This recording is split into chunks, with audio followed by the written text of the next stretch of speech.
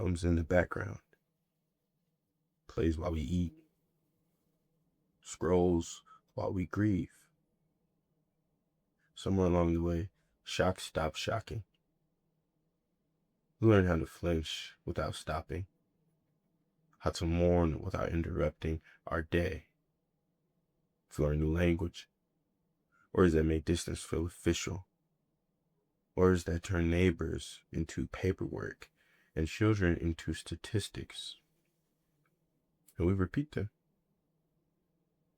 Not because they're true, but because they make the room more comfortable. I don't think cruelty arrives wearing a villain's mask. I think it shows up wearing policy, wearing procedure, wearing a smile that says, this is just how things work now. And the dangerous part isn't that it exists. It's how quickly we learn to live around it. We say free like it's settled. Free speech, free country. But freedom seems to travel differently depending on who's holding it. Some people are free to offend. Some people are free to explain why they're offended. Some are free to experiment with our rhythm, borrow our slang, profit from our posture, but not always free to honor the people it came from. I love my blackness. Not the parts that trend, not the parts that sell. All of it. The nose, the skin, the history, the sound of it.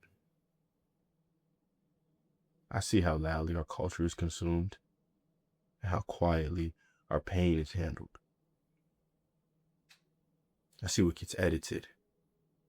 I see what gets amplified. I see who is asked to apologize and who is not.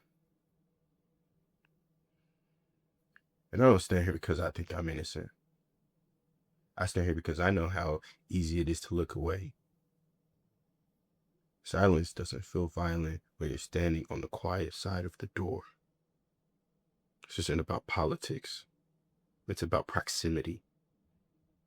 About how close we're willing to stand when dignity becomes inconvenient. Every era asks the same question, just in a new accent. Who gets to belong? And every era pretends it's the first to ask it.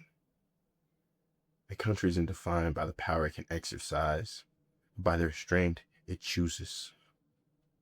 I speak from navigation, from learning how easy it is to adjust your path until the unthinkable becomes familiar.